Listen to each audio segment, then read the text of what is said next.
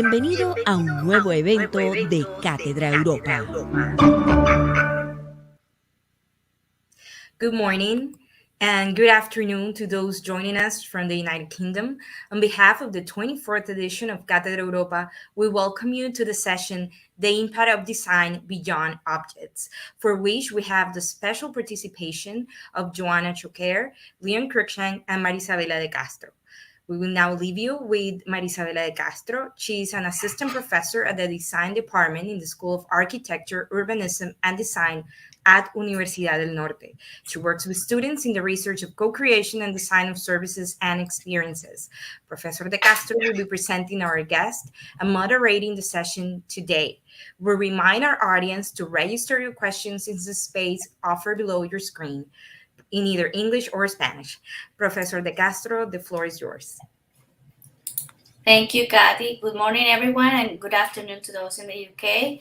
Cátedra Europa and the School of Architecture, Urbanism, and Design welcome you back to the second day of our event, The Impact of Design Beyond Objects.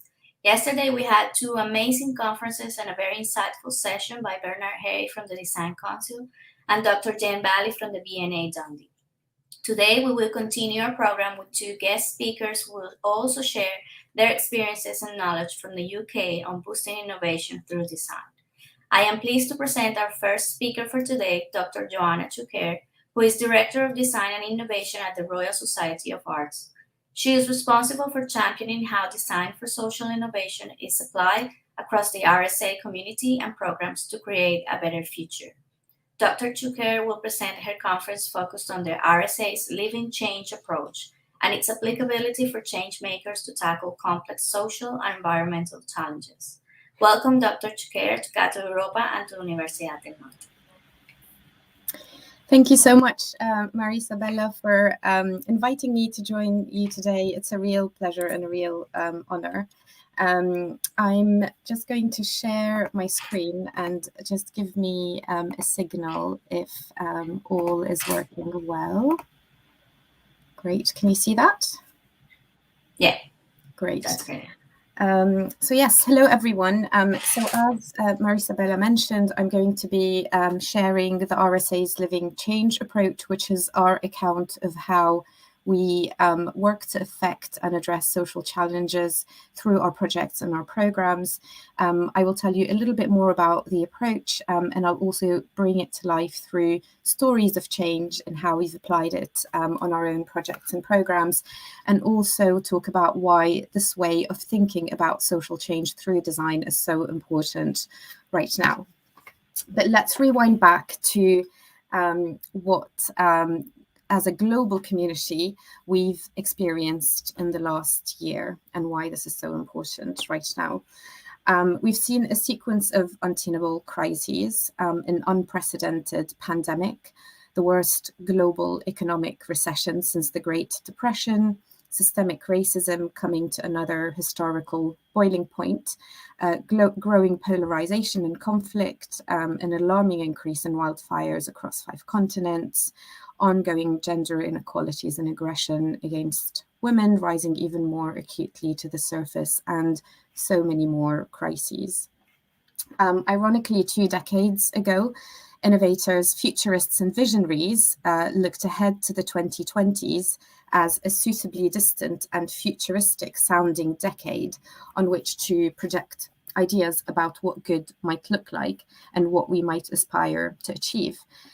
So ironically, as that decade grew closer, it grew even more apocalyptic than aspirational.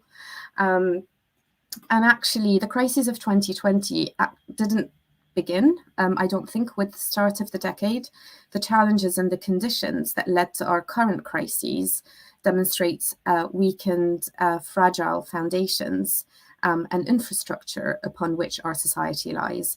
So this sort of additional weight of the pandemic created the force and shock needed to reveal the deep structural challenges that were lying underneath the surface. Let's take austerity, for example. Years of austerity, disinvesting in communities and the front line has created a weakened infrastructure, which was fundamental when needing to respond to an unprecedented global pandemic with urgency. So this led to response delays as infrastructure was being built from scratch or repaired. And ultimately, this also led to preventable deaths. Extraction, so years of extractive industries and economies that take from the Earth's resources to generate profit, as if our planetary boundaries were finite, and throwing waste and greenhouse gases back into the Earth's ecosystem as if we didn't live and were not connected into that ecosystem, and as if our lives and the lives of future generations didn't depend on it.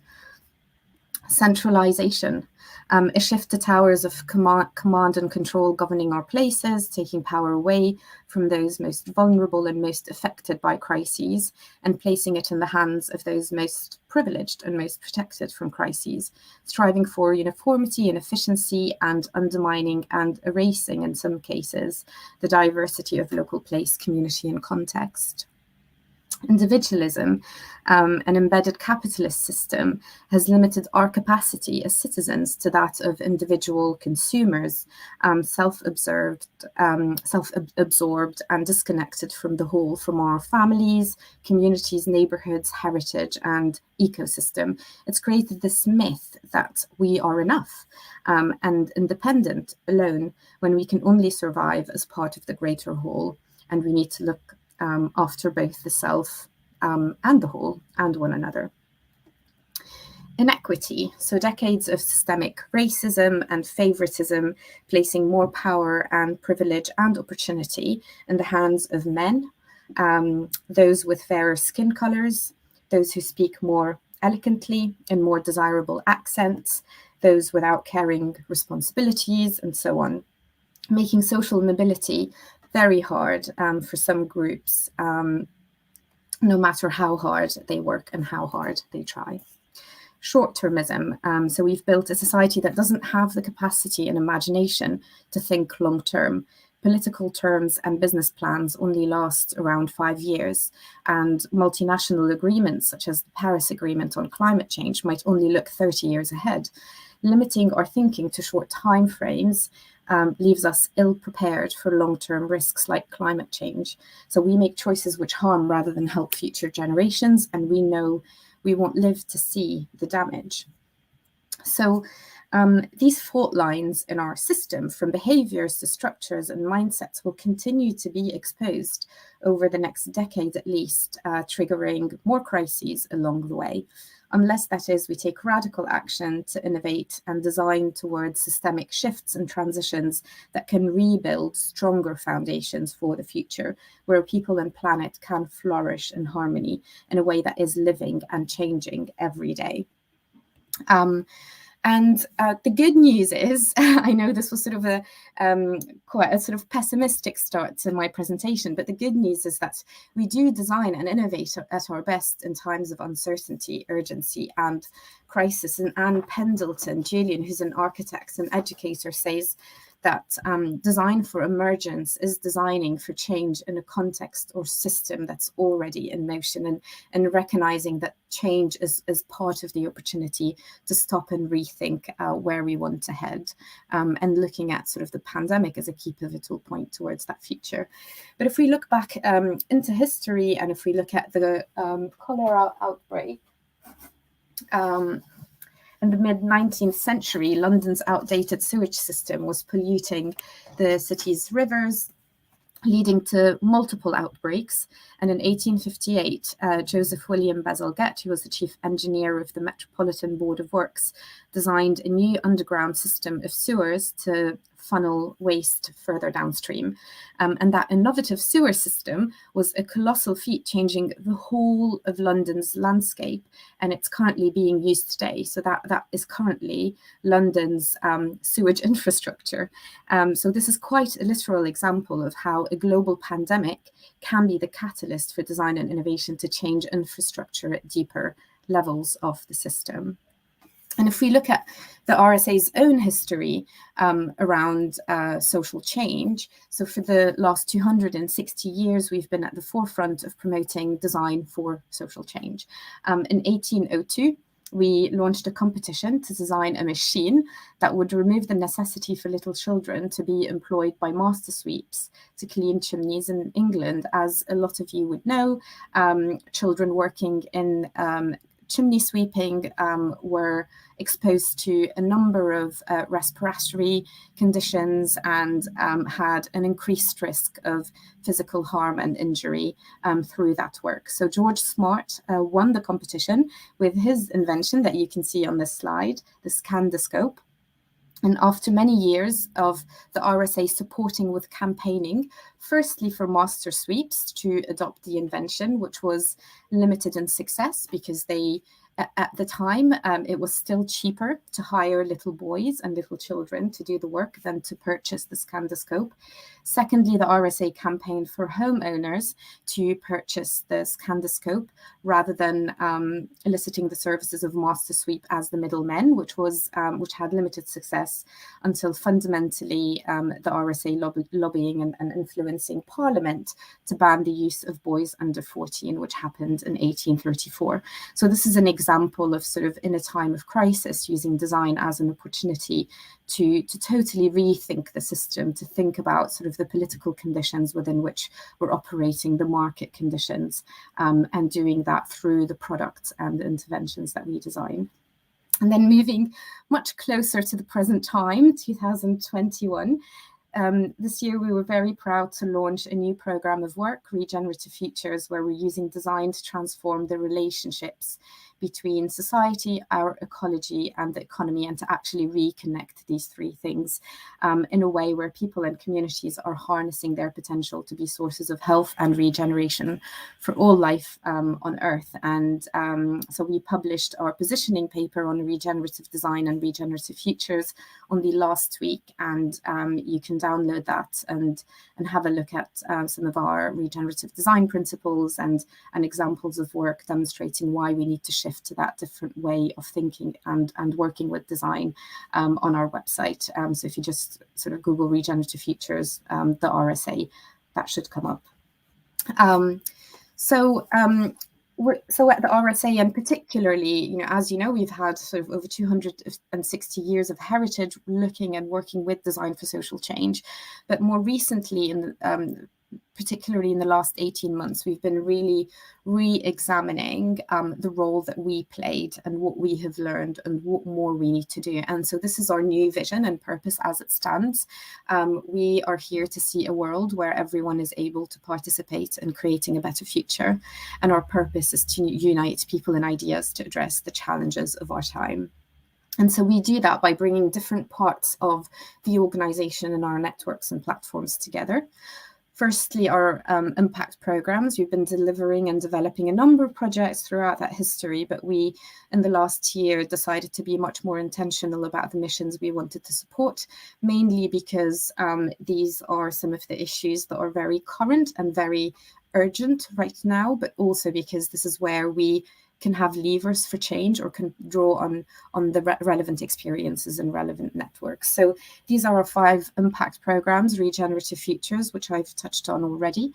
Fair Education looks at fair and equitable opportunities for education for everyone and reducing school exclusions.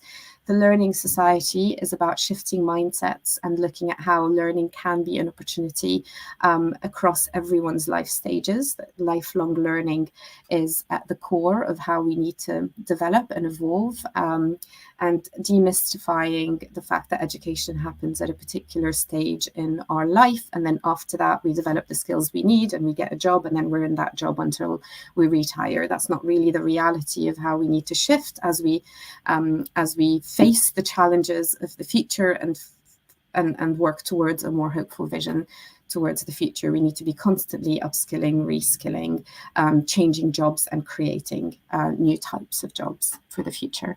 The future of work is about what good work looks like for business, for employees, for well-being. And so we set out a number of good work principles, and we work with organizations to support them to work towards these. And then people and place is redrawing and reconnecting the relationship between people and communities and their place, giving them a stronger sense of ownership and accountability and responsibility over their places and their futures, and looking at sort of well-being holistically, not just in terms of sort of physical and mental health, but also in terms of social capital, physical environment, learning, job security, income security, and so on. So we bring a lot of our impact programs together, and we have the asset of our fellowship. We have a community of 30,000 global proactive and creative problem solvers from lots of different industries, lots of different practices and professions. Some of them run their own initiatives, so they're sort of entrepreneurs. Others are intrapreneurs working with larger change organizations. And so we work to amplify and catalyze the work that our fellows are already doing around these different impact missions that I mentioned earlier, and also bring them on board and collaborate with them actively on these impact programs and projects. And that's supported by the reach of our platform. So we have a number of different platforms that support us to spread the word and generate debate around some of these key issues, like our public events program. We run 300 public events a year at no cost to anyone. We try and put out a lot of press briefings to influence debate and influence policy. So we often hit around sort of 54,000 media hits in a year. And then we reach a number of online viewers through our online platforms like Instagram, YouTube, Twitter, and our website. And in fact, we have the largest global number of YouTube subscribers of any UK charity. And then finally, the how. So how do we approach some of these social challenges is the living change approach that I mentioned at the beginning of the talk. So this is an approach that helps organizations and communities tackle complex social problems. It brings together a model of change, a mindset, a set of disciplines and philosophies that help us firstly systematically understand the challenges of our time, so the what is happening right now and why it's happening, and then to entrepreneurially take action to address them, so imagining and working towards the what if. And what I'm going to do is unpack the living change approach by talking about each of these highlighted terms in a bit more detail. So starting with complex social problems, there is a recognition here that the reason that the systems we're trying to operate in are so complex is because over the last sort of couple of hundred years, particularly with the first industrial revolution, possibly even before that, we have lost the connections that we were aware of in relation to basically how our social, ecological, psychological, economic systems were interdependent and interconnected. And I love this quote by Donella Meadows, who really brings that to life. She says that the world is complex, it's interconnected, finite, ecological, social, psychological, economic system, but we treat it as if it were not, as if it were divisible, separable, simple, and infinite. And our persistent and tractable global problems arise directly from this mismatch. So if we can work to understand our systems in a way that is more complex and interconnected, we might just be able to then work towards redesigning new systems that take a better awareness of the interdependent nature of our social systems and ecological systems and economic systems. So I really like this typology, which you might have come across by Dave Snowden. It's called the Kinnovan framework. Actually, this is an adaptation and maybe slight simplification of the framework. And it describes complex social problems based on basically this sort of breakdown of a quadrant, basically, of 4 different types across 2 dimensions. So the first dimension is the knowledge that's available to us around a particular social problem. And the second dimension is the relationship between cause and effect, whether that relationship is direct, linear, or whether it's multidirectional, unordered, chaotic. So when these 2 dimensions come together, we get 4 types of problems. We have the clear problems where cause and effect is fairly straightforward, linear. We know, it's because this is happening because that other thing is driving it, and we can tackle both of these things hand in hand. And we also have high levels of knowledge available to us. So these are clear problems, and often all we need to do is apply best practice. This problem has been solved before, we know how to solve it, and we'll just apply the same formula time and time again. Then you have complicated problems where we have low levels of knowledge available to us, but the relationship between cause and effect is linear, is direct and ordered. And in that case, what we need to do is gain more knowledge, so do more research, conduct primary research often to have a better understanding of the knowledge and then tackle it through our understanding of the cause and effect. And then complex problems is where we have a high level of knowledge available to us, but a fairly complex relationship between cause and effect. And in that case, we need to create next practice. We need to create practice that hasn't existed before. So we apply the knowledge that's available to us, but we need to test and learn. We need to experiment with different interventions and look at how these different interventions touch the nodes, the different causality nodes in the system, and pull on different levers and see what happens. So it's a bit unpredictable, and we need to work with that uncertainty. And then finally, chaotic problems are where we have low levels of knowledge available to us and a complex set of different sort of causes and effects interplaying and affecting one another in unpredictable ways. And in this case, we're also creating net practice, but firstly through gaining more knowledge, and then secondly through experimentation. So just a very quick example of sort of how maybe that typology applies to COVID, if we were going to use that as an example. So a clear problem is the COVID vaccine rollout. We have high levels of knowledge available to us about how we operate vaccines at scale, because we know how to do that, and we've been doing that for many, many years across a number of different other illnesses. Obviously, we need to scale and pace the delivery, but that's sort of a fairly clear problem. And then we also have a good understanding of cause and effect. If you get the vaccine through the clinical trials, we have learned that people tend to develop a pretty good immune response to the vaccine, to the virus.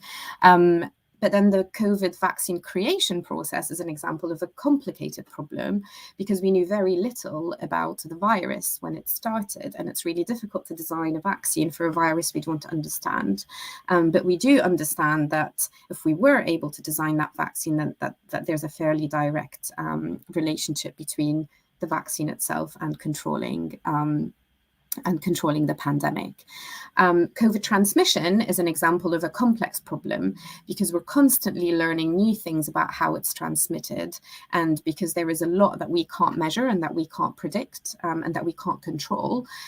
So is it airborne? Is more likely to be airborne or transmitted through contact, the level of ventilation needed in areas, the distancing, and that's where you start to see different discrepancies and sort of variances in terms of how different countries and even sometimes different regions create guidelines to minimize and reduce transmission. And then finally, COVID and health inequalities is an example of a chaotic problem. We can see some data that shows correlations between increased COVID risk and particular health conditions, particular ethnic groups, particular socioeconomic groups, particular geographic locations. But it's really hard to understand why that is happening, to really tap into that sort of root cause analysis, and also to understand how these different factors overlap and affect each other collectively. So the living change approach is this change model that you can see on the slide, which contains 6 elements that can be flexibly applied to understand and affect complex and chaotic problems. So as you would have seen on the previous slide, I've highlighted complex and chaotic. Living change approach isn't for all types of problems. It's particularly where we might have a complex set of causes, different causes and effects and relationship between them, and potentially either low or high levels of knowledge available to us. So it's particularly for complex and chaotic problems. And you've probably seen, a lot of design models and design processes out there. The Design Council's Double Diamond process, for example, and I suppose. The RSA developing the living change approach over the last few years is this sort of recognition that if we're working with complexity and if we're working with uncertainty, then we can't possibly be proposing an approach to change that follows a linear model. So our model is circular, adaptable, and flexible, and you can start with any of these elements on that slide and move from there to any of the other elements and create these sort of nodes, these interventions for change along the way that you can see around that. So you might want to, if it's a problem that you have low levels of knowledge available to you around, you might start with gaining knowledge, and then from there you might spot opportunities, maybe generate some ideas. But if we already have some, pilots or experiments that we've run that we think might have potential, we might want to move quickly into sort of building movements of change around these, or tracking learning and looking at how we can develop a better understanding of their effectiveness. So just wanted to illustrate how that model could work in practice. So let's say we start with that societal challenge at the heart of our inquiry, which might be an idea of the system that we are concerned with and the sort of overarching ambition for change. We know we want to change something. We know we're not happy with the status quo. We're not quite sure where we're heading. So we usually start with gaining knowledge, where we're trying to seek clarity about the scope of that inquiry and identifying partners and key players in that space, understanding power dynamics, relationships between different systemic influencers and influences, and looking at the different processes and mindsets that are sustaining the status quo that we're looking to change. We might then combine methods and draw insights from each element of our approach as we work with the different partners on the challenge. And these methods might build out in different ways, and that helps us to get a deeper insight into the issues and start to surface opportunities for change, things that we might want to start exploring and potentially shifting or innovating towards. So then we would work collaboratively with a diverse range of, either policymakers, practitioners, fellows, partners, or a combination of these, as well as those impacted by the issue. And collectively, we would design and test interventions that might start to shift the system in a more desirable direction, and then look at how we track learning and build movements of change towards that direction. So that's the model of change. I mentioned that it brings together 2 different philosophies: think like a system and act like an entrepreneur. And it's really important that these work hand in hand. So think like a system helps us deeply understand and analyze and diagnose the challenges, helps us interrogate and question theories of change and hypotheses, maybe actually make sense of complexity. So try and look at the sort of the dark matter, the invisible, and maybe visualize different frameworks that can help us better understand and make visible the different relationships in the system that's affecting these challenges. It helps us to think about actionable insights and actionable levers in the system, conditions that we might want to change or shift, understand who the different players are, and anticipate that when you're shifting a system, there is going to be pushback and friction, and that it's going to be uncomfortable and things will fail, and that is part of change. And then we overlay that with acting like an entrepreneur, so building solutions that address social problems, interrogating conventional mindsets and wisdoms. What does success look like? We might want to challenge that. What does good look like? We need to operate with urgency. but at the same time with optimism. So we usually, when you're an entrepreneur, you have this sort of desired vision. You're trying to get somewhere. You believe in the future you're trying to create, and you try to bring others on the journey. But you also recognize that there might be multiple different versions of that future, and that you might test things and they might fail. And you're very open to sort of different plausible possibilities in the future. You anticipate risks and failures, and you collaborate with others and seize opportunities. Alongside the philosophies, this is how we would describe the living change mindset. And it's important to say here that the mindset is also rooted in the RSA's own values. So as we sort of qualify work we want to undertake, either proactively or reactively, we will look at these values. And then when we nominate fellows to join our fellowship, or when people apply to be a fellow, these are some of the values that we sort of look at in terms of alignment. So being open is really important when we're working with social change. So working in the open, sharing with others, encouraging others to build on thinking, learning through that, and iterating. Being optimistic, as I mentioned earlier, so being ambitious and hopeful and committed to shifting the system. Being pioneering and experimental, curious, creative, whilst at the same time maintaining rigor. So working using multidisciplinary approaches, bring different and diverse opinions and ways of thinking and ways of knowing, and taking a systemic approach to change. And then finally enabling, so making sure we're working with the people affected by the change and those who need to be leading the change, and being generous in that sort of reciprocity in that relationship, and then looking at how we convene all the good work that's already happening and all the assets and capacity that already exists, rather than starting from scratch or erasing or eliminating existing progress. And then finally, living change disciplines. And that's a lot of the work I've been doing over the last year, has been sort of questioning and reflecting on, what are the disciplines that we draw on? Obviously, as you can probably tell from my narrative so far, a lot of the living change approach is rooted in sort of design for social change, or social design practices. And that borrows on, practices that are very inherent to design, but there's also other disciplines and practices that are either tangential or can offer value to design. So this sort of diagram shows you a constellation of some of the different disciplines we bring together. Obviously, design thinking, which has grown in popularity, particularly in the last 20 years. And that's been really championed, particularly by IDEO, and that looks at how we put human need at the center of the design process, and taking a person-centered approach to design. That's an invaluable approach and an invaluable discipline.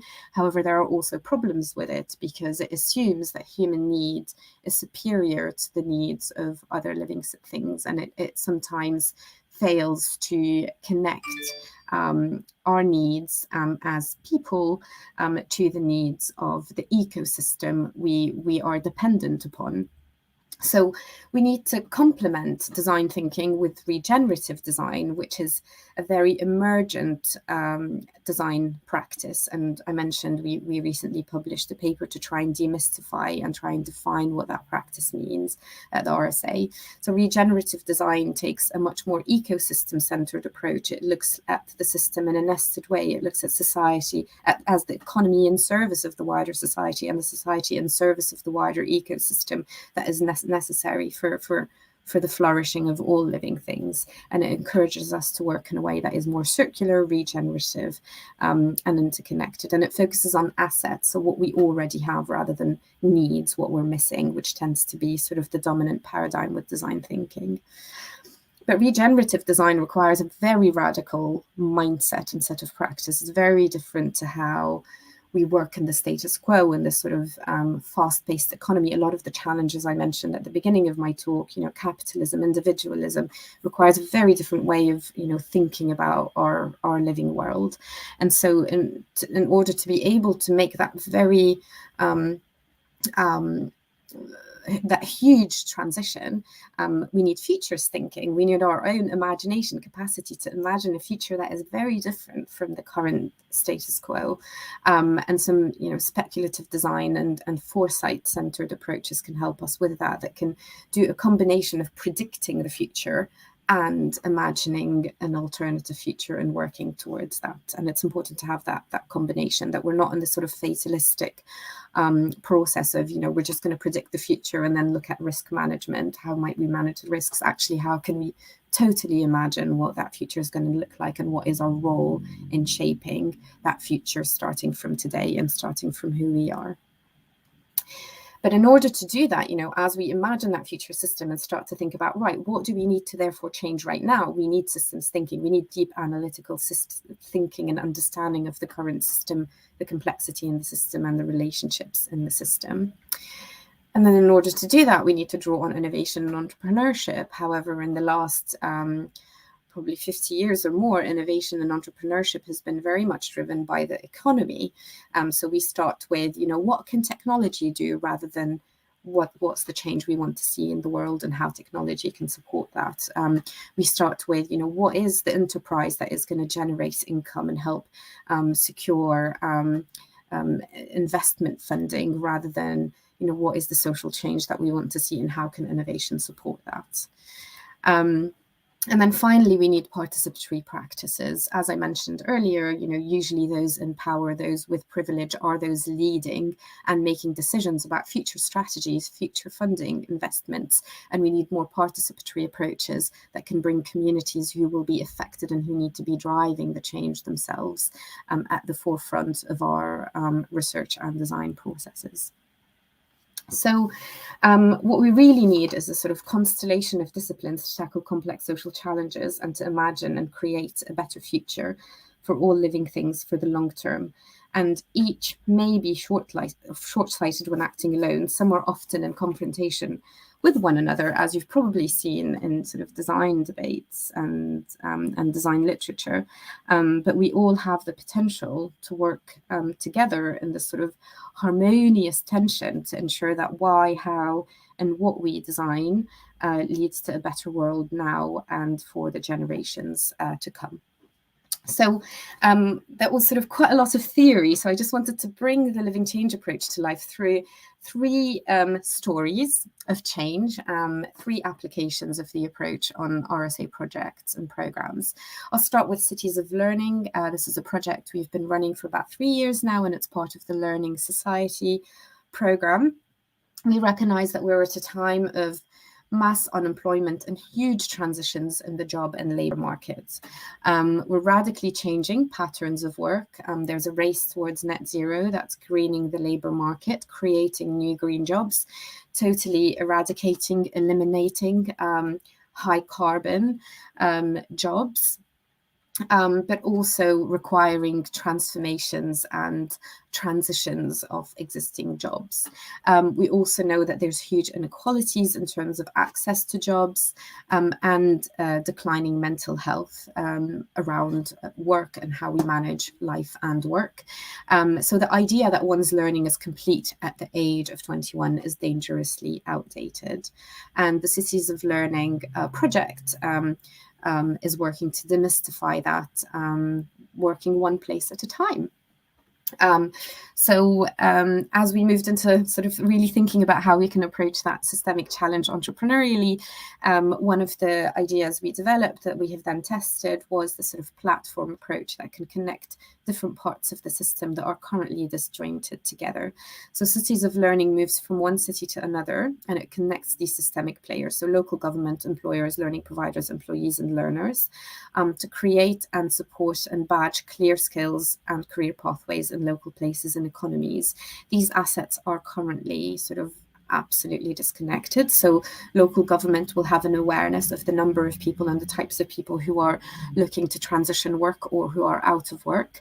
However, they have little understanding of what opportunities there are to reskill or shift skills, let alone what new jobs are needed and how to ensure that local government is supporting people who are not in work to reskill towards sort of more targeted, intentional career pathways. Similarly, employees, might have particular jobs they want to fill, but they're maybe not articulating skills required for the jobs as clearly as they can be, or connecting into sort of the workforce, the unemployed potential workforce, or into the capacities of learning providers who might be able to increase these skills. And similarly, learning providers are often have curriculums that are outdated and are sort of skilling people up for the jobs of the past rather than the jobs of the future. So cities of learning aims to connect all of these things to support people towards a lifelong learning place. So as I mentioned, we piloted Cities of Learning in 2 places, in Plymouth and Brighton, and there's been some really exciting impact so far. So there were 500 badges issued to young people, so 5,000 badges, and so 5,000 courses or skills that young people develop to support them through their career transition or progression, and from 75 different organizations across local government, employers, learning providers, etc., who joined up to connect pathways and to connect badges into pathways. And we're now scaling to pilot in Southampton, Cambridgeshire, and other places in the coming year. And you'll see a couple of testimonials from participants. A learner said that, talked about the value of badges, so that rather than them just saying, I did this thing, then you can actually show, you can show your digital badges and say to an employer, here are the things I've got which prove I can do these things, and here are how these badges connect into the skills you require to do this job. And then from a learning provider's perspective, they said that badges are ideal for some of their demographic who are often disengaged with sort of education, and they mean here formal education. It's a way of accrediting learning that is outside of the mainstream, and that's really important. So just to bring to life that sort of the intervention itself, and I mentioned the platform that joins up all these different things. So this is sort of how it all works. So we have the platform where Cities of Learning captures what we would describe as all the learning that's hidden in a city, the capacity to learn and the needs to learn, and surfaces it, makes it visible in a digital app, and it makes it easy to discover and to get involved. Then we have the open badges, which give people a portable record of achievement and employers a new way to connect with the talents in a city. And then finally, the pathways. So this can be likened to embarking on a journey. And then as learners progress towards a desired goal, either employment or career progression or further learning, they can use open badges almost like as stepping stones through that journey. So the next story I want to share is Rethink Fashion. So this is part of our work on the Regenerative Futures programme. And we've been working on Rethink Fashion for the last about 18 months now in partnership with the Ellen MacArthur Foundation, looking at reimagining the future of the fashion industry to be more regenerative. So the research work that we did at the beginning of that project helped us recognise that clothes mean a lot to us, but today fashion is responsible for a lot of the social and environmental issues that we experience. And for a better future, we need to move to a circular system where our clothes are used more often. They're made from safe and renewable and regenerative and biodegradable resources, and they are made to be made again. So as we were sort of exploring how to tackle this, we recognized that a shift in the practices and the mindsets needed in the fashion system were fundamental. So we designed a learning journey that's an immersive 6-month journey where we invited 12 pioneers from across the fashion system to come along, bring some initiatives they were already working with or they wanted to work more on, and then through that learning journey, look at how they can accelerate their work to be more regenerative. And when I talk about across the fashion system, that's not just fashion designers. So that cohort, because we know that we need to shift the fashion system across the different life cycle. So in that cohort, we had materials experts, suppliers, manufacturers, obviously fashion designers, retailers, media influencers, marketing experts across the board, so across the whole fashion ecosystem. And it's great to see some of the impact. We had an impact event 6 months after the end of the journey, only a couple of weeks ago, to look at the impact that cohort has been achieving 6 months on. And it's really fascinating to hear that they felt that journey in itself strengthened and focused their initiatives on more regenerative and systemic practices and helped them connect with one another to have more collective impact. So just a couple of testimonials from the cohort. Everyone has come from different backgrounds, but all hopefully for similar things. You need to absorb all the other perspectives in order to enrich your own approach to your problems. So it's recognizing that as a fashion professional, regardless of where you work in the system, you need to understand all the different parts of the system and shift all the other parts around you to design a future system for fashion that's significantly different to the current system and the status quo. And then another participant said that the clearer we all are with our values, the clearer we are with who we work with and surround ourselves with, and the better we can bring these values into fruition in the world. Wearing clothes is an agricultural act. So just wanted to share the story of two members of the cohort, Alice and Sarah, who created a partnership, and they went through that learning journey together to create this initiative called Leather UK. So they're transforming the animal and leather farming industries to be truly zero waste, regenerative, ethical and traceable. With traditional animal farming for meat and dairy, animal hides or leather tend to disappear within a commoditized supply chain that is disconnected from the farms. So Alice and Sarah have created a traceable supply chain to produce leather entirely from British livestock that is reared according to the principles of regenerative farming. So their work is really disrupting and rebuilding the connection between food, fashion and farming in a way that is regenerative and ecological, where, if we look at more recent extractive practices, we have created the separation between these industries. We treat food as a separate industry to fashion as a separate industry to farming. And then the last story I want to share is Crises and Change, which is a national UK-based inquiry that was funded by the National Lottery Community Fund in the last 6 months of last year, and so pretty much deep in the pandemic. And so we looked at 3 lines of inquiry. So what was the importance of pre-existing conditions in the lead up to the pandemic? What is the breadth of experiences and responses to the crises, and what might future aspirations as we emerge from it look like? And we invited participation from these 3 different groups: local communities, systems leaders that were looking to change systems or using the pandemic as a driver to systems change, and then looked at wider global trends and narrative and sort of what was happening in the media. And as we were gathering these sort of stories of change through workshops and interviews and convening events, we recognized that it's really important to play back, almost have sort of a record of the diversity of experience people have been through. So we created Crises and Change, which is a visual terrain that documents and archives these diverse experiences. It aims to support citizens, community, civil society, or local government to gain insight around people's experiences of the pandemic and to provoke imagination towards what that emerging future might look like.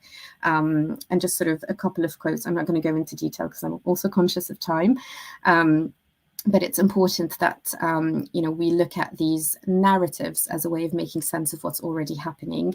And I love Rob Hopkins' quote. He talks about, we've forgotten how to use our most practical tool, the human imagination. So once we can reactivate our collective imagination, there's no end to what we might accomplish. So you can visit the RSA's website. If you Google Crises and Change, the RSA, it's an interactive terrain. So you can click on each of these themes and then tap into stories and sort of key insights and statistics that sit behind them. So I just want to conclude with a call to action, particularly for design. So we recognize we're in a time for change, and there's a lot of issues I mentioned at the beginning of my talk that relate to climate change, social inequity, ill health, biodiversity, habitat loss. We know we have 10 years remaining to mitigate the impacts that fall the heaviest on the most vulnerable in our society. And we know that 10 years isn't long. You know, a lot of my talk is focusing on radical systemic shifts that require a change in mindsets, structures, behaviors.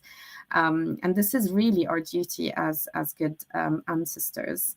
And I love this quote from Wangari Maathai, who says that the generation that destroys the environment is not the generation that pays the price. And that is the problem. So how does that relate to design? I think there's an inherent problem with design. All design is fundamentally social and has impact. You don't have social design and not social design. Everything we put out there in the world has an impact, and that impact can be negative or positive, whether intentional or unintentional. And we know that design has been far from hero. And I went to the Waste Age conference at the Design Museum in London, which is so shocked. I sort of knew that, but just to see it and recognize that the waste problem has only happened in the last 50 years, that plastics has only been a problem in the last 50 years across the whole, thousands of years that men have inhabited this earth. So design has really failed to know its power, and it's really actually got us to where we are in the first place. So it's really time for design to do better. We know this is urgent. And I keep coming back to Albert Einstein's sort of idea that the significant problems we face today cannot be solved at the same level of thinking where we were when we created them. We need a new way of thinking. And we know that we need creativity. This is Edward de Bono, who talks about it as creativity as being the most important human resource of all. Without creativity, there would be no progress, and we would be forever repeating the same pattern. So we definitely need design, but we need a different kind of design to the design that got us here in the first place. And this is really the design that I'm proposing. So just to recap, we need design that considers human health and needs as interdependent with the health and needs of all living things. We need design that works for circularity and circulation away from extraction and towards regenerative reciprocity. We need design that takes responsibility for the wellness of future generations and ecologies in the longer term. We need design that understands the interconnectedness and complexity of our current systems and that works to shift these towards better futures for people and planet. We need design that leverages innovation and technology in a way that enables social and ecological health, first and foremost, before economic gain, hand in hand and for the long term. And we need to start from design with and by people, places, contexts, and ecosystems where that change is needed and where capacity is already there, it's already inherent, and it's already abundant. So that's really my call to action for you all today, to recognize that, the living change approach I share today proposes that different kind of design, and that we are all designers for living change, and we need to build movements of change that can inspire other designers to work in that way, to create that better future for all, for the long term. Thank you very much.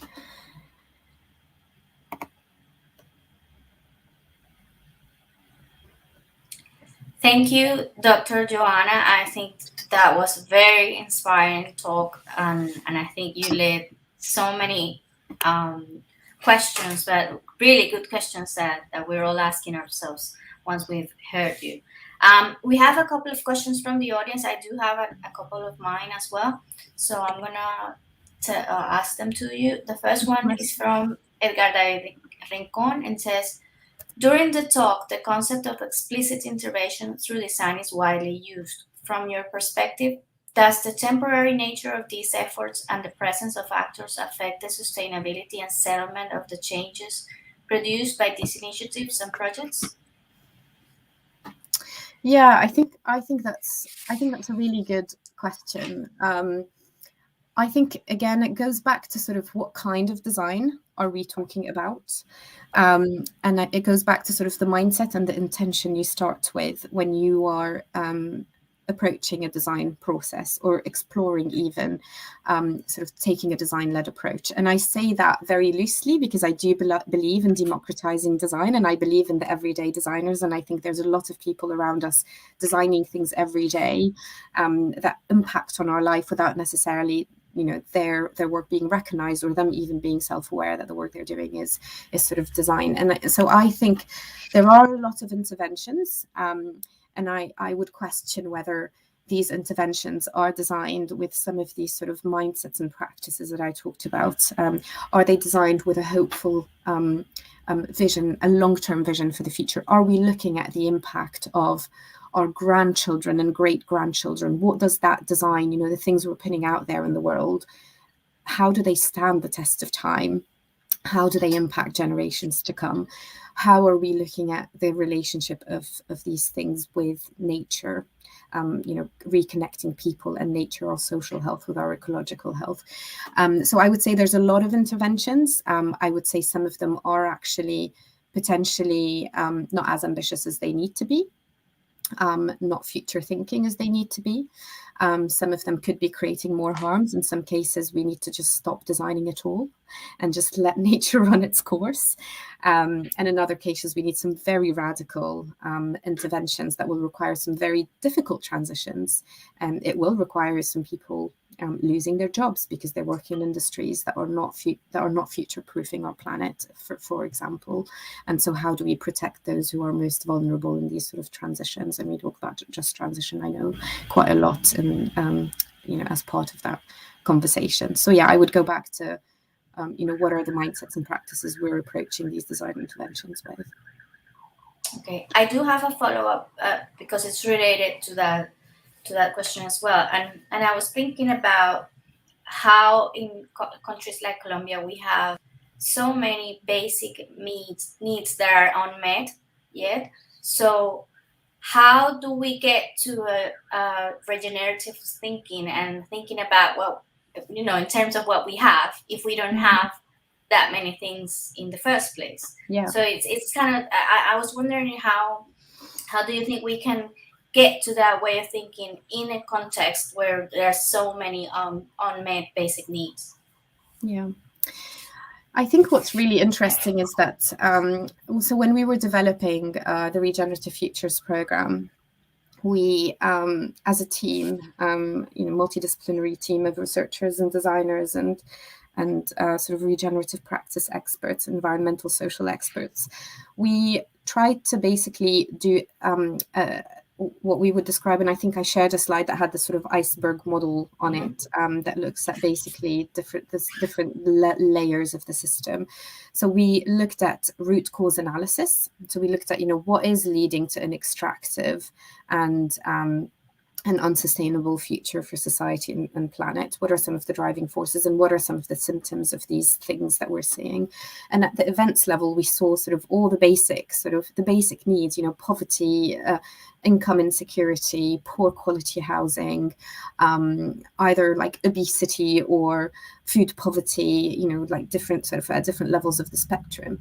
And actually, if we dive a bit deeper into the different layers of the system, a lot of these are caused by some of the mindsets that need to shift radically for some of us, for us to start to see some of these benefits. So, for example, an economic growth mindset that looks at sort of this myth that we can just grow the economy year on year, although Earth's resources are actually can only be regenerated. You can't create more from what there is already. Is actually a myth. So if you continue with that economic model, surely there will be more groups who are vulnerable, who have less income, etc., because you're taking from what doesn't exist, and you're taking away from, you're taking resources that don't exist. So that sort of extractive approach. If you look at sort of social health and ecological health as separate, then you have issues like, pollution affecting health conditions like asthma and respiratory diseases, etc. So in a way, it's a lot of these sort of necessary issues, these sort of livelihood issues, are driven by political and economic mindsets and systems that will further perpetuate them. And what we need is a radical shift. And so with regenerative futures, it sounds overwhelming. It's like, where do we even start? So with regenerative futures, we propose 5 entry points. These are 5 places where we can start, and they probably have to happen at the same time. Rethinking leadership. So how do we promote more regenerative mindsets amongst leaderships, those empower those leading decisions, about economies and investment and financing? And linked to that is rethinking finance, so rethinking new economic models that are more circular, and moving away from the sort of the industrial revolution type of thinking about production and trade and manufacturing, rethinking the life cycles of our products and materials to be more circular and regenerative, rethinking lifestyle, so adopting behaviors and creating choice that will allow communities to adopt more healthy and regenerative behaviors, and then finally rethinking movements, so looking at movements that are moving further towards that mission, looking at how we amplify and accelerate these, but also how we try and influence movements that move away from that desirable future. Okay, thank you. I do have another question. It can be a disadvantage on designers if they don't have a change in mindset. For example, if they are stuck only on what they like. I think it refers to designers early on deciding what area of design they like, and then getting stuck in it and not changing their ways. Yeah, I think that starting point is really important. I think there's a number of I guess like self-awareness as a designer is very important, understanding our own capacity and influence and power, and knowing when to step in and when to step back and let things happen. I think, at least speaking from experience, it's important to recognize that as designers, we sometimes just need to wear different hats and switch and sort of become fluid with and in tune with when we might need to switch these different hats around. I advocate for sort of an interdisciplinary approach. I recognize that specific disciplines champion and develop deep crafts that are fundamental to change work. And there is always a place for these in any process. But that's sort of not necessarily the experience I've had. I have trained as a graphic designer, but since then I've sort of moved on to look at social change design more broadly. And I think that requires a certain level of interdisciplinarity and generalism, and understanding sort of what different disciplines and communities and voices to draw into the process. But then throughout that work, I have then collaborated with specific sort of practitioners. For example, with the crises and change work, that sort of visual terrain, we brought an illustrator on board who was experienced in storytelling and story making to then listen and look at what we were generating, to look at how she can sort of visualize that and bring that to life for others to engage with. So I would say it depends on sort of the role of the designer in that process, but I would always take a solution agnostic approach from the outset and just be in a much more listening facilitation mindset, and be prepared to lean back and be prepared to accept that whatever intervention we're working towards might not be the best intervention from my individual perspective, but it's not actually for me to use or for me to benefit from. It's actually for you know, a different community, a different set of voices, and that's really what matters. If it works for them, then it works for everyone. Okay, thank you. I do have one last question, and you know, looking at the model for the design, the regenerative design and the design change.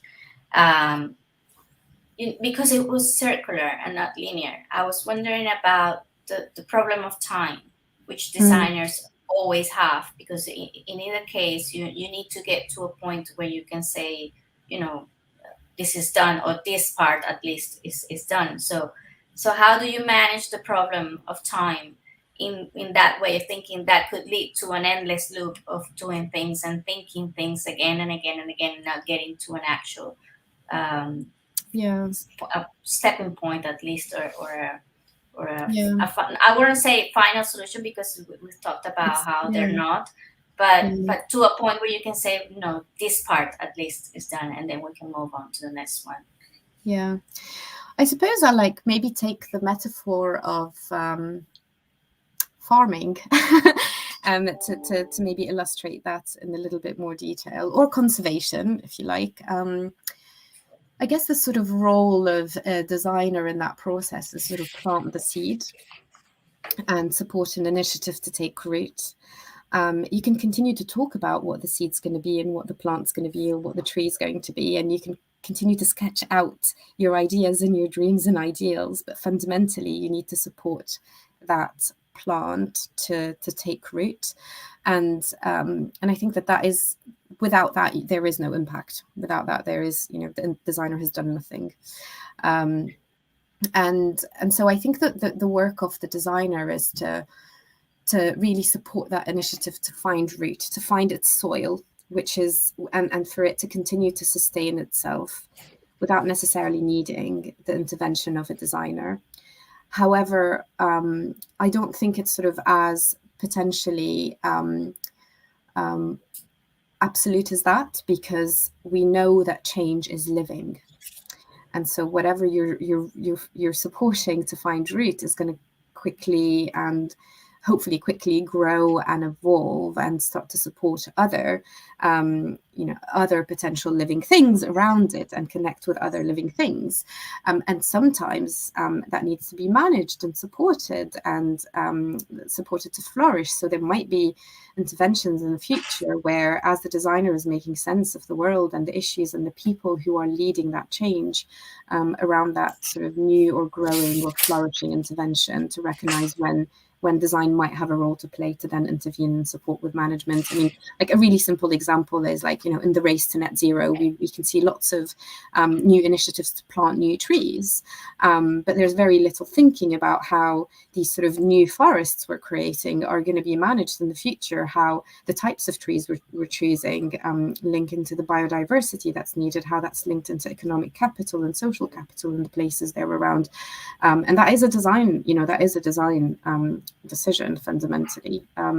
So yeah, I think it's important to look at design as a constantly living and changing and evolving things, but without supporting that seedling to take root, it's difficult to start to look at what impact that might achieve and how we influence that impact in the future.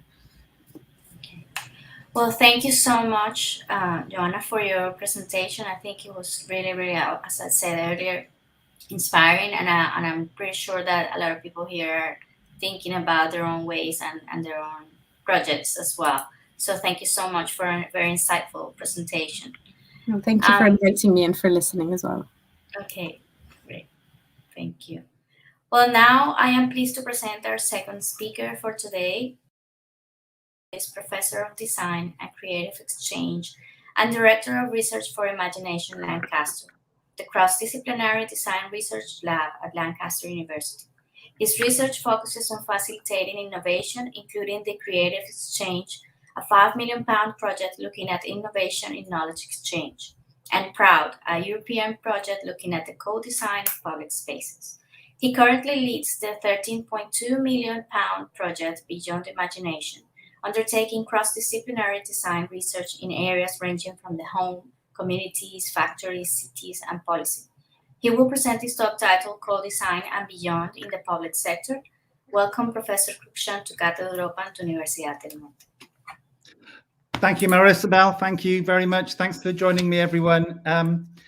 So my name's Leon, and I work as a design researcher. I lead the design research group, and it's great to kind of have Joanna before me. We're definitely going to be talking about different types of design today. We're definitely going to be talking about different roles for designers, and the idea that designers are not the center of the creative universe necessarily, or even very often. But I wanted to kind of set the scene in terms of the sorts of things that we do. And I've got a short video I'd like to show you. It's just 2 minutes, and then I'm going to share my screen, and we can talk about co-design. And we will go from there.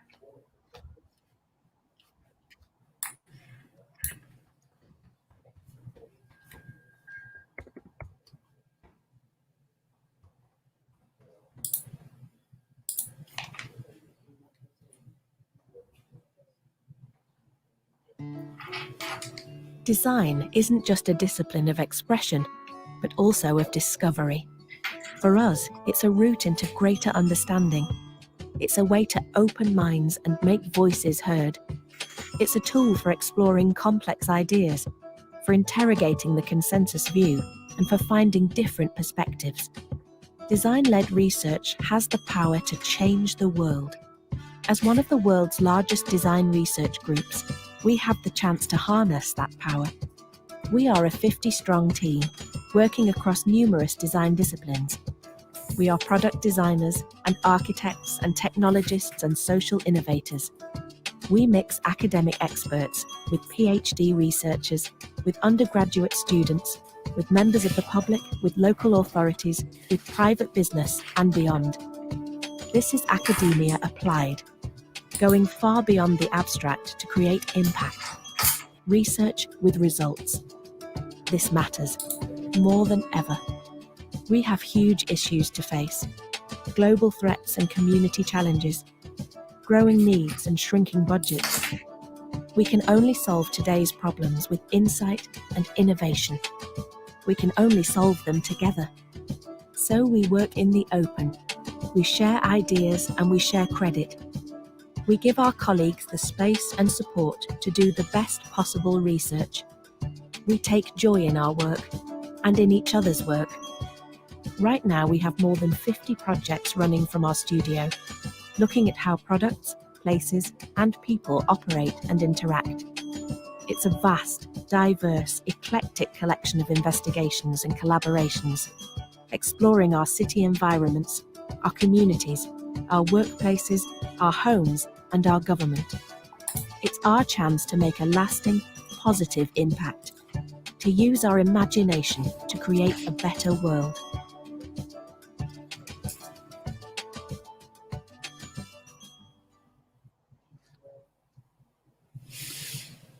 There are just a few of my colleagues that I'm working with. I'm going to share my screen now. Actually, am I sharing my screen already? It says I'm sharing it. There.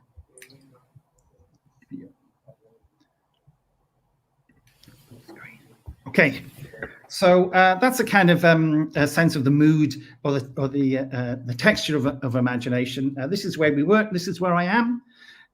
It's absolutely tipping it down with rain at the moment, but this is our building. So we're highly unusual. We have twice as many PhD students as master's students, and that means that our research informs everything that we do. From undergraduate teaching to master's teaching, we have lots and lots of research going on. Some of that led by me, some of it not. Some of our staff here, so we have lecturers in subjects. We have a lecturer in radical co-design. We have a lecture in participatory architecture, in the future of work. We have lecturers in design policy. So we're really not very disciplinary here. We're very much cross-disciplinary. And you can see on the screen here, we're organized in clusters of home and living, community and public sector, factory and workplace, city and urban, and population and policy, with some cross-cutting themes as well. So we're very much looking to where design is going, and setting the agenda for the design industry for the next 10 years and beyond. So I won't be talking about design thinking. I'm going to be talking about where we're going in the future. So we've had co-design mentioned a few times in the conference, had a great time yesterday. And I'm going to talk about the role of design in the public sector. I'm going to talk about co-design, but critically how we go beyond co-design.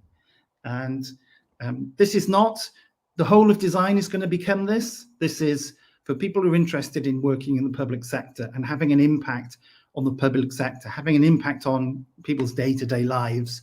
This is one route to take, and learn from our mistakes.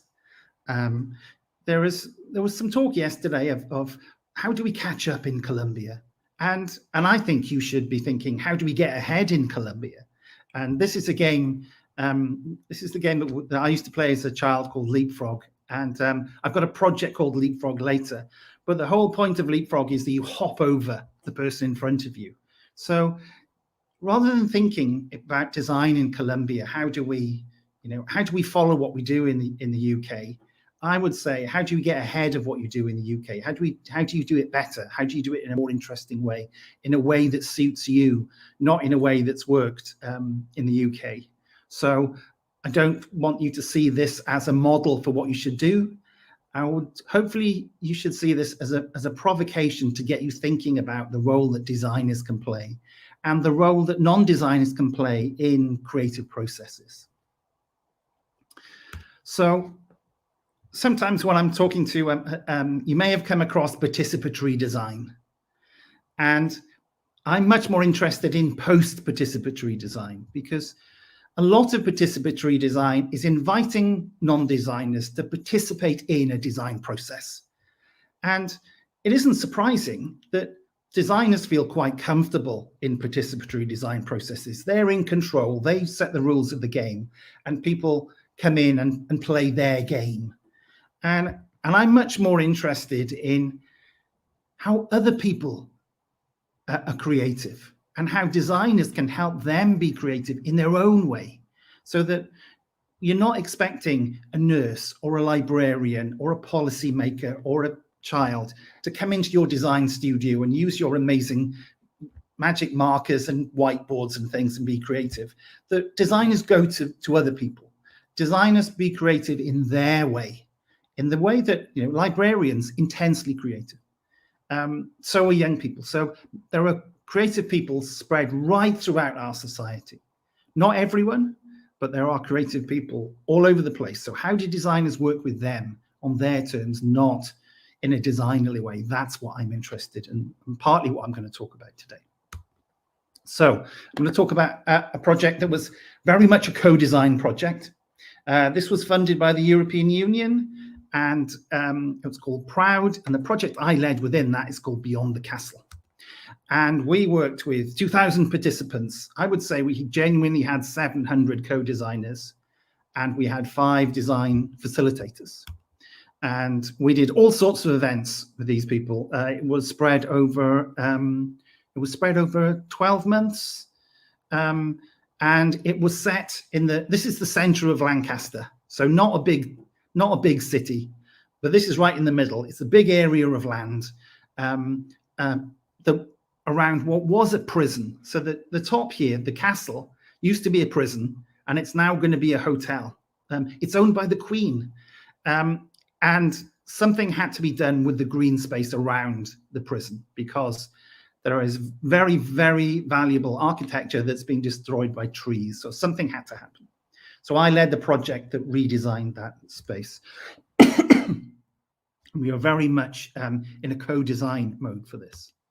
So we started with a whole series of events with people, and right at the beginning, we worked with a series of designers, co-designers, to understand what actually is co-design. And then we ran a whole series of events and workshops and activities that led to an interactive co-design exhibition. And that in turn led to changing the planning regulations for the space around the castle area. So these are our proud designers. And we had a participatory designer from Eindhoven, Lotte, who was already working as a co-designer. We had a design manager, we had a landscape architect, we had branding, a graphic designer, we had a participatory creative writer. And this group came together not to do the co-design, but to facilitate the co-design of others. One of the first things we did was to go where the people are. This is the center of Lancaster. It's the market square, and we took over a corner of it. We covered it with AstroTurf, and we allowed people to have a very quick interaction about the area around Beyond the Castle. And it was, you could place an icon and say a few words in a few seconds, or you could stay and chat. And some people stayed for an hour talking to our researchers. So it was a very flexible way of engaging with people. it meant that we had things there to keep children busy. So while the children were busy colouring in, the parents could relax and then we could have a chat with them. So this is part of our philosophy of going where the people are and speaking to them in a way that that they can relax, that they can be creative in, rather than us being creative. The history is really important in this space. So we've got this person here who dresses up as a Roman soldier to come and help bring the archaeology to life. You can't see any of the archaeology at all. It's just a big grass field, but it has the same protection as Stonehenge, if you've come across Stonehenge in the UK. So it's really, really highly protected, but invisible. So we wanted people to think about how they could bring the history to life. So we had this gentleman here to come and be a Roman soldier for us as part of it was a kind of walking activity around the space. We also wanted to work with young people, and so this is a swamp fairy. So the swamp fairy hides behind the board you can see, and the writing is really small. So children have to get quite close to it to read the writing. And when they're really close, the swamp fairy pops up and says, "You're in the ring of the magic toadstools now." You can see the toadstools. And you need to fill out a leaf. You need to write an idea on a leaf before I will release you. So it's a bit of theatre, but it was a way of capturing and exciting, children under 10 to have some ideas about how they might like the space to be developed in the future. We had a modelling workshop. And these are some of our youngest participants.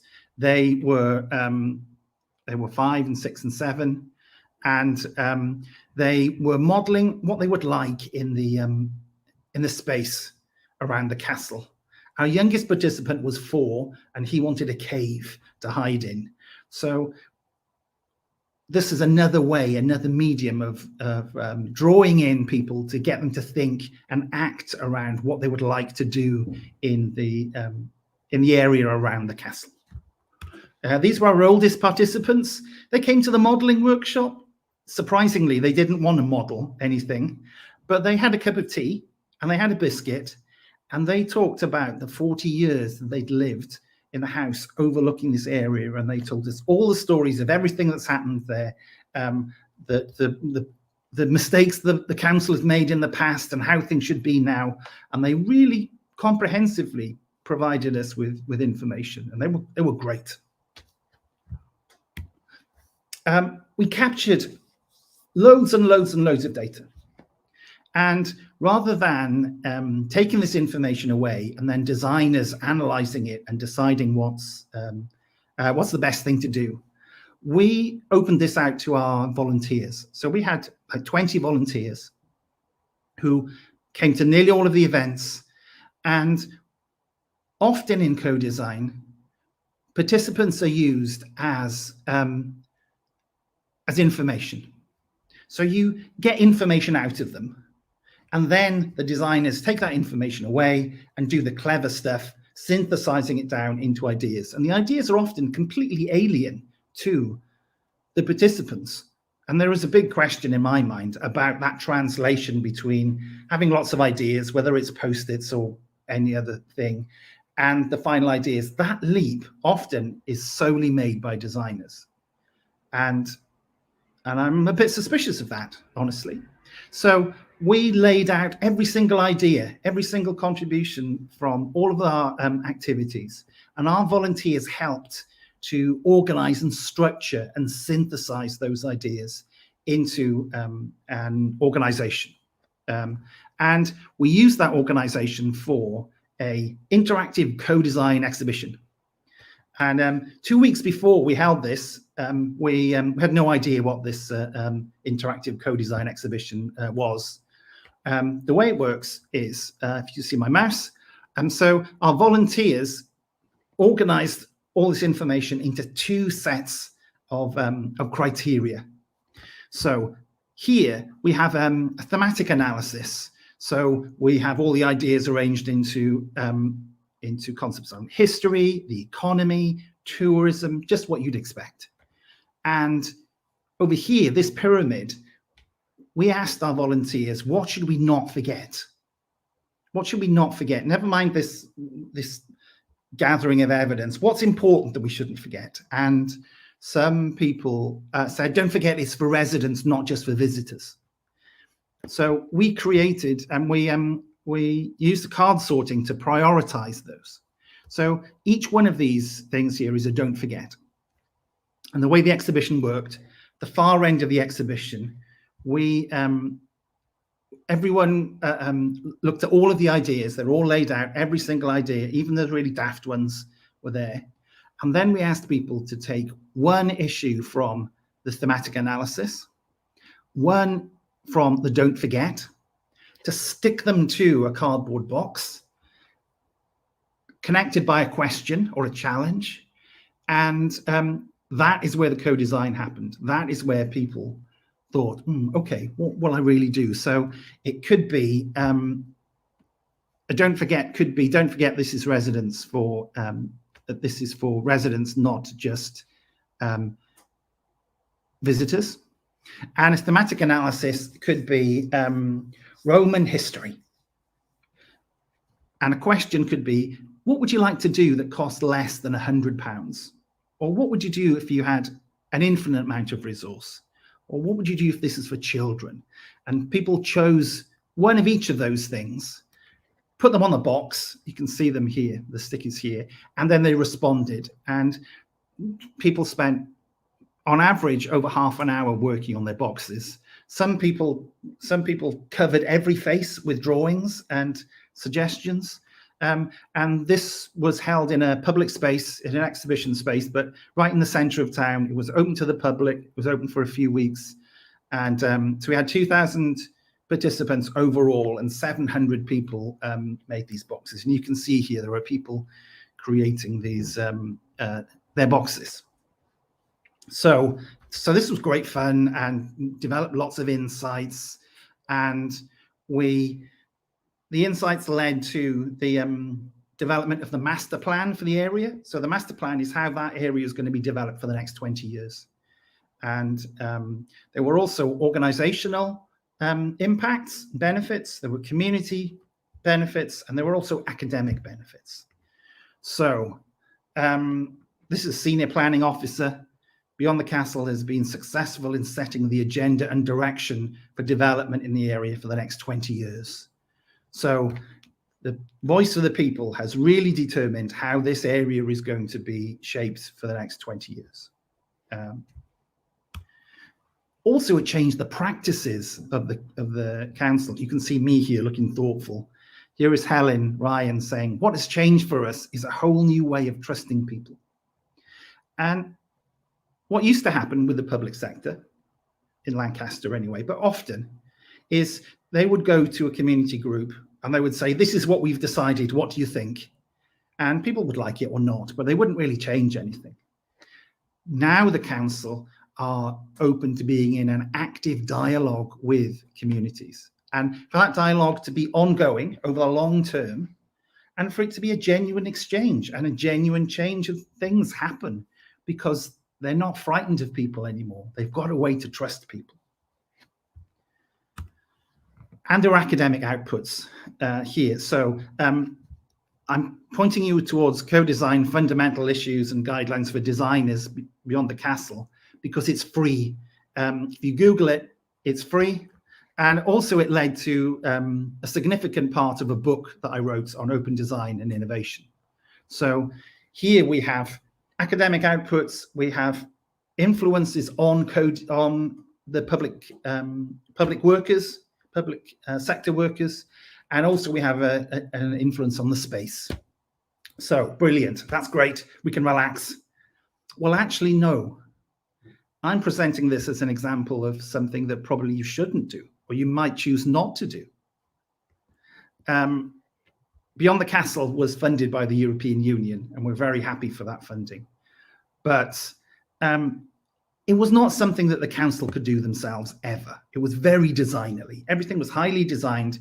We had these design facilitators who were brilliant, who were doing amazing stuff, really, really interesting interactions, and but not something that council could do. It was also really quite costly. And that is something that in the public sector, you need to be very, very cost conscious, because you haven't got, it's hard to work out exactly how much it costs, because it depends on how much you kind of cost people's time, but it was definitely more than £60,000. So it was really quite an expensive thing to do, a lot of making. It was also bespoke. Beyond the Castle will only work in Lancaster, in the area around the castle, because not everyone needs a Roman centurion dressed up. Not everyone needs, so you can see the in the co-design, you can see here we're making castle walls, we're making turrets from these boxes. So it was a great co-design for that space, but it only works for that space. So it didn't build the capacity of people in the public sector. So they were highly appreciative of it. It transformed the space, it transformed their practice, but it was like we were doing something that they could never do. So this led to a really significant rethink in how we as designers work with the public sector. And we want to engage in creative problem solving that uses the strengths of the public sector partners without trying to turn them into designers. Now, we've all seen, I imagine, a design thinking course, which is half a day or 3 days or whatever, to learn design thinking. And the danger is it tries to turn people who have not been trained into design into designers in a very short space of time. And it takes a long time to think like a designer. For good or bad, it's 3 or 5 or 7 years, however you want to define it. But those sensibilities are not transferable in a nuanced way in a little course. So we want to develop, we have developed, we think, a co-design process to create tools and resources that helps other people do co-design in their own way. And that co-design can be done in a way that isn't designerly, that doesn't require great stationery, that doesn't require fancy post-its, that doesn't require anything that designers bring, that we can create things, tools and resources that allow people to be creative in their own way, not in a way determined by or controlled by designers. And this is quite a profound change and quite a different way of approaching design. So I'm going to talk you through an example of this. Project I undertook, I led, called Leapfrog, transforming public engagement by design. And this was a £1 million project, a bit more. Lancaster University, I was the lead for this. We worked with Glasgow School of Art. And what we wanted to do was we wanted to find ways of helping people be creative in their own way. And we wanted to do that through co-design. So we're co-designing tools, we're co-designing processes and approaches that other people use to be creative with. So we need to talk a little bit about tools. So we had this saying, toolkits, not fool kits. And a fool kit is a word that we made up, but a fool is idiotic, and a kit obviously is like a toolkit. The number of toolkits out there that say, if you just do this, everything will be fine. And actually, if you take the human skill out of using tools, it doesn't matter how good your toolkit is, it will be a disaster. So we're interested in tools and resources that help people with skills and with aptitudes and with motivation to do things. The tools will never stand in for those things. But like a tool, like a spanner, it will help you do something that was more difficult to do otherwise. And that is the whole basis of our tools. So tools are things that help you do things that would be hard otherwise. So you can use a pliers to tighten a screw with a bit of swearing probably and a bit of difficulty. And what we've used is we collaborated with people to design tools. So we collaborated with librarians, with people who who don't have enough food, who are in food poverty, with crofters in the Highlands of Scotland, with all sorts of people. So these people helped us create tools that are useful for them. And what we did then is we used those tools, and people, we shared them freely, and people used them again, and people edited them and changed them. And then we created a community of tool users and tools that some of which we had no input in at all. We showed people how to make some tools, and they made some tools on their own. And then we shared those. So the designer really isn't very prominent here. The designer here is the catalyst, is offering some structure or some scaffolding for this design. It's the designer is not in control. The designer is not setting the terms of how things happen. And we use the metaphor of scaffolding quite a lot here. And in essence, we were co-designing that scaffolding, which then was used by other people. So maybe if any of you are interested, we could talk more about scaffolding. So this involved working with people. These are some shots of our labs. These are librarians. You can see Helen Ryan here, who works in the council. So we've worked with people over long periods of time, sometimes. This is a workshop we ran with young people who are in care. So this means that they are orphaned and they don't have a family, or there's something has badly gone wrong in the family and they've been removed from the family. And this is why we have to be very particularly careful not to show any faces. Some of these young people are not allowed to have access to the internet because people are actively hunting for them, trying to find them. They're in an unsafe situation. So we need to be very careful about their anonymity. So we, with these young people, produced a series of tools. So they produced them, we helped with them. There were some letters missing here, sorry about that. So one of these tools was called Badge. And so some of these people are in school, some not, but they are, the people that are in school, often a social worker will need to go into school to speak to them. So they go into a classroom and they've got their lanyard with social worker David Jones or whatever on. And it's different to every other adult's badge. And the rest of the class know it's a social worker badge. And they come in and they say, can I speak to James, please, for 2 minutes? And James goes out and talks. So they're bullied because of that. So Badge is a tool that young people can use to talk to their social worker about the effect of the social worker wearing a badge in class. Social workers, they wear a badge all the time because they need to identify themselves, and it gives them access and that sort of thing. So they're not thinking about their badges.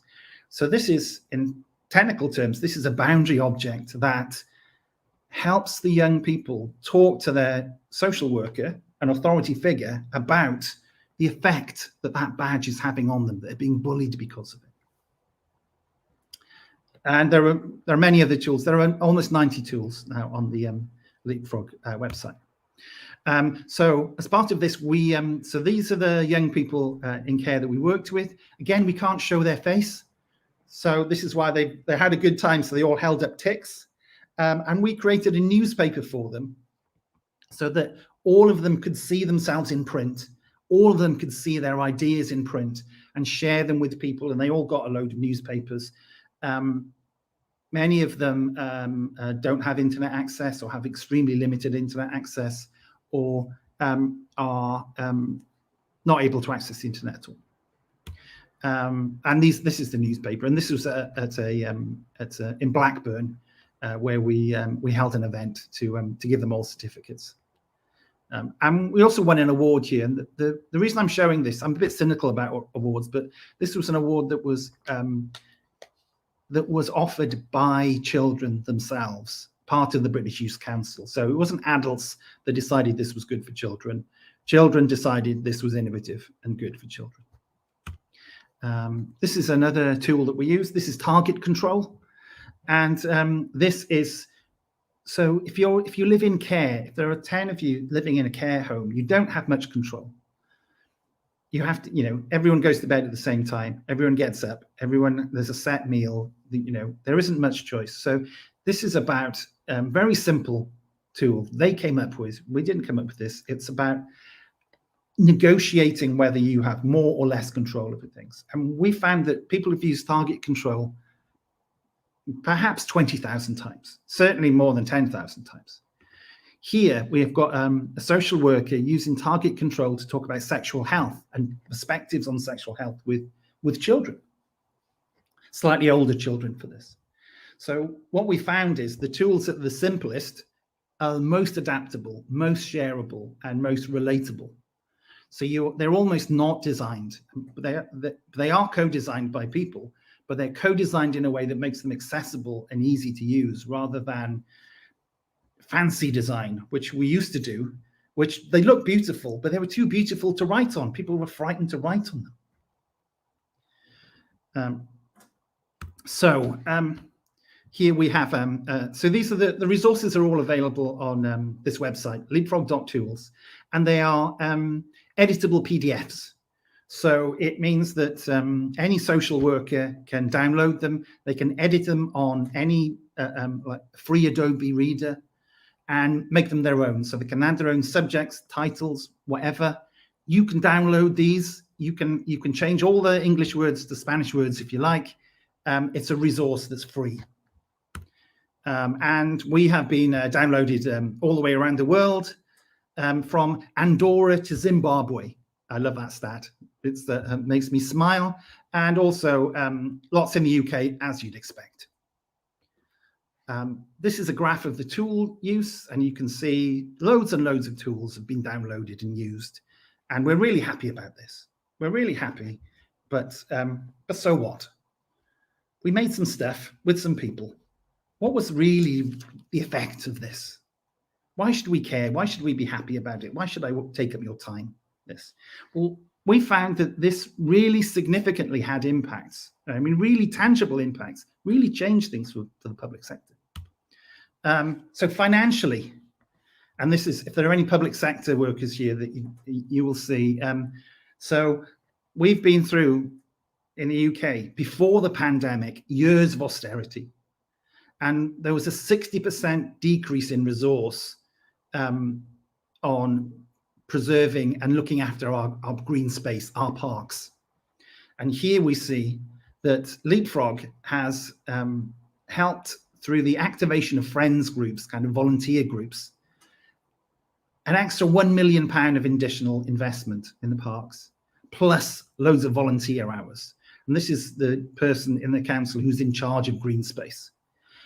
What isn't on here is that actually the green space is in better condition now than before austerity, before the 60% decrease in resources. So through activating communities, it is possible to do more with less. And this person is placing their reputation on the lines by saying that.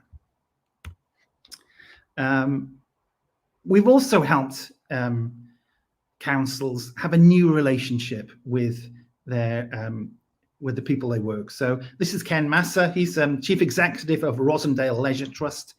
That means Ken is in charge of about 30 leisure centres across a kind of 40, it would be about 40 kilometre square area of England. So he's in charge of a lot of leisure centres and leisure facilities and football pitches, and they do a lot of engagement work with people. And here he's saying that not only has it been interesting and insightful and emotional, but that they've really got to the point where they have real engagement for the first time. Like, for the first time, they have real engagement. And fundamentally, that makes me smile, because it means that I think I'm an optimist. If you have real engagement with people, then you have a possibility of, people are basically good. So if there's a real connection, you're going to find a good solution to things. my final example. So this is Alice. This is a social worker saw our Leapfrog tools, and we didn't know this social worker. They just picked up the tools, we were sharing them around, and they had a little girl, and Alice is not her real name, but I call her Alice because she has to be anonymous. Now Alice was 9 years old, and Alice was a single. Alice's mum was a single parent. It was just her and Alice living together, and Alice's mum died. And Alice had to decide of the extended family who should she go and live with. And there was a big fight. There were a few people who said Alice should come and live with me. And this would have ended up in a big meeting with all these people making their case. And then Alice comes in and she has to choose essentially who she lives with for the rest of her life. So instead of doing that, this social worker made these little figures and sat down with Alice and spoke to her about why who was in her family, and changed the text. Who the family have connected with most and the least. And then Alice could move things around and she could say why. So like Grandpa is on here because Grandpa buys me sweets and those sorts of things. So the person who was pushing the most vigorously to be the guardian of Alice wasn't even recognized by Alice as part of her family. So probably there was a life change, a direction there, facilitated by the social worker, not our benefit at all, nothing to do with this, apart from we gave the structure that allowed that exchange to happen in a positive way. So we have financial impact, we have practical impact, we have individual impact. And we think there are two approaches here. And so co-design may be very popular and active in Colombia. I suspect probably a little bit less so than in the UK. And here we've got the design of interactions to co-design with a few people. So a few people is still 2,000 people, but Lancaster is 180,000 people. So a tiny fraction we worked with. Or co-design tools, the co-design of tools to allow everyone to co-design. And where we speak with the follow-on project to Leapfrog, we claimed we would work with 1 million people. So I think there are two approaches here. There's a designerly way of doing co-design, often with small groups, or there's a way of designing tools and resources to allow everyone to co-design. And it's an interesting kind of balance to take, I guess. So that's co-design and beyond. If you like the film, there are there are more specific films about the different areas of research we worked for here. So just follow this URL and you'll see me in other videos, but also lots of other people in imagination. And finally, if you'd like to contact me, please do. I'm going to share these slides and also the presentations available, so you've got my email. And I will stop there. Thank you for your attention. Thank you, Professor Cruikshank, for yet another inspiring presentation from you today. And I agree that it was quite a nice shift from what we heard from Joanna to listen to what you're doing, and I appreciate the work that you have put into this presentation. Mm-hmm. We have a few questions from the audience, so I'm gonna read them to you. So one is from, again, Professor Edgar David Quijano says, Rincon, sorry. During the talk, a concern for active dialogue and resources could be seen during the co-design exercises. For designers and named roles, how can we recognize situated knowledge and capabilities to better understand our role in emerging initiatives? It seems like everyone has to say that's a good question here, but it is a good question. So so if I was a user-centered designer, I would be talking about having empathy for people with situated knowledge. And a little bit controversially here, I don't think we can really, I think the only empathy we can have is that we can't really empathize with people. So, you know, there is no way that I can really experience what it's like to not have enough food unless I live that life in a very deep ethnographic way over a very long period of time. And even then I know there's an escape because I know that I've still got my job. So that is why, rather than being an ethnographer, I am interested in enabling people to bring their situated knowledge. And we talk about experts through experience, and how we get experts through experience to collaborate with experts through training, which might be me, or it might be an environmental scientist or whatever, so that we're about respecting the expertise that people bring, not expecting to kind of squeeze that out of them and then use it separate to them. Does that answer the question? I think it does, yes. Thank you. I do have a follow-up question, and then we have a few more from the audience as well.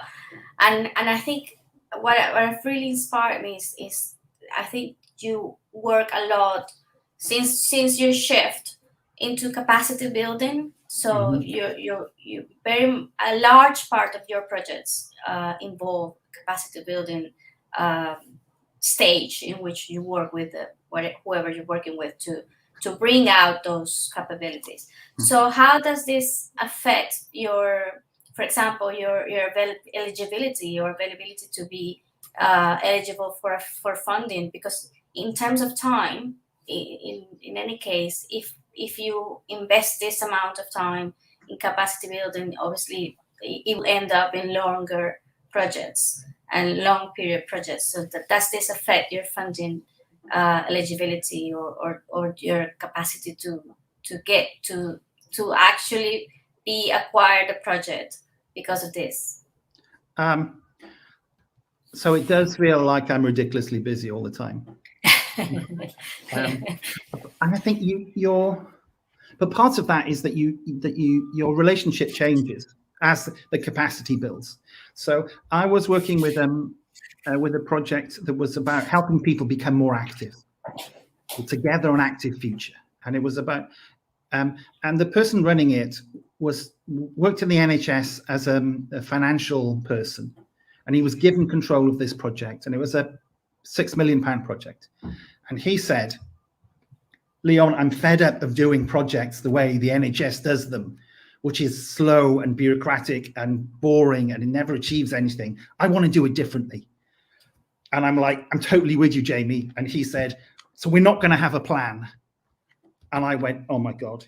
No, Jamie, you need a plan. You definitely need a plan, but let's come up with a different plan. And so now he did the project, and it's still ongoing. Jamie's changed his name. He's changed his role to lead creative. And I did loads of training with them and with other people on creative engagement. And he was a good accountant, but he's really, really good at creative engagement. I mean, I'm not just like patronizing that. He's as good as many people in imagination, if not better. So my relationship with Jamie has changed so that we're active collaborators now, rather than me helping him get more capacity. So in a sense, he's not using up my time now because he's there, and we talk, and it might be that he's helping me on things. So it isn't a kind of life sentence of increasing people's capacity, because they get to a point when they're as good as you, and that is when you've won, because the overall, and then they're teaching other people. So it isn't a kind of it isn't a one-way street increasing capacity. You get to a point where people then can help you. So sorry, I just want to have a follow-up, because I already had it here as well. So that shift, what would you say was the key moment in which Imagination at Castro was able to get to that point with policymakers or people from the public sector to be able to upset that kind of thinking and that approach to projects? So I think there isn't just one moment. There's always but I think doing something that they thought wouldn't work and it working really well, and then people understanding why it worked, that is a pivotal point. So we often do quite small projects to start with that no one really cares about. So let you do what you like, more or less. And when that goes really well, better than they thought it ever could go, then that's the point where there's a light bulb moment. Actually, I did a podcast with Jamie about creative engagement and how they kind of found creative engagement as so they call it creative engagement where we would call it co-design. So I can share that link. One of the things that Jamie said though was just the simple thing of, when we're starting out in a process or a thing, I will always say, so how will we know if it's gone well? And they don't do anything now without asking, how will we know? How will we know if it's gone well? If we don't know how it's gone well, and then once it's gone well, you stop. So that's a very trivial example, but actually it's doing something that turns out really well that they couldn't have done themselves, because people get confidence with success. So do something small really well, and then policymakers and whoever will be much, much more likely to buy into it if they have that experience of it going well. Thank you. I do have another one from the audience as well. So it's from Carlos Bueno, and it says, to Leon, how do you see the role of identity and landscape in the Latin America and the Caribbean agenda to involve people in the self-production of their own sovereignty in terms of action and commitment to improve the built environment? So this is, I would say, if you haven't read it already, read the Pluriverse, Escobar. It's a really, really interesting book, which is specifically on this kind of cultural identity.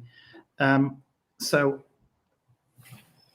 I think this is where I as a kind of co-designer of co-design, essentially, I think that there could be things that I could bring to an indigenous group, any indigenous group. Let's not. But also, I am acutely aware that I am always going to be alien. And the most empathetic thing I can do is realize I can never understand. But you could help people to understand what scaffolding, what support structures, what prompts, what resources could help them work within the cultures that they are embedded in. And so it would be even less control, even further away from it being a hierarchy if I was to get involved in a group like that, in a kind of indigenous population. So I don't know what else I can say really, apart from I'm just very consciously aware that I would be completely I would be completely lost. And that isn't a bad place for designers to be, actually, is to acknowledge that you are not at all important, but you might be able to help a bit. So you might be able to help with structures, or when I've had PhD students who have looked at co-design in Indonesia, in the UK, and politically with a big P, but also with a small p, very different. But there are ways of looking at power within Indonesian cultures and sort of tribal cultures, which mean that you can do co-design in a very different way, but you can do it very effectively, not relying on government, because government, it seems, is still quite authoritarian in Indonesia. Where in the UK, we don't have such strong community structures, but we do have a much more liberal government, local government in particular. So, and there are ways, understanding power structures and language and metaphors, and there are ways to kind of open up the debate, but I would be lost in the debate for a while, and then I'd probably be able to help a little bit. Right. Well, thank you so much, Professor Cruikshank, for your presentation, for your answers, for your valuable contribution to our event. I thank you and on all of our guest speakers from yesterday and today. And well, I thank every one of our participants for being here and for being with us during these 2 days. We will close with this. We close our event, The Impact of Design Beyond Objects. And thank you all for being here. And we invite you to join all of the other Cátedra Europa events, which will still be held during the rest of the week. So thank you so much. Thank you, Marisabel. Great sharing. It was a brilliant job. Great talk, Joanna. Thanks very much. Thank you. Thank you, Leon. I really enjoyed yours as well. And thank you so much for having us today. We want to thank our guests for their special participation and all attendees for joining us in this very interesting session of Cátedra Europa. We want to invite you to continue supporting the education of more talented students through our scholarship fundraising campaign, Más Becas, by clicking on the donations button on the homepage of Cátedra Europa. We also encourage you, as Professor Marisabela invited you to stay connected to the rest of our events during this week, and we wish you all to have a good day.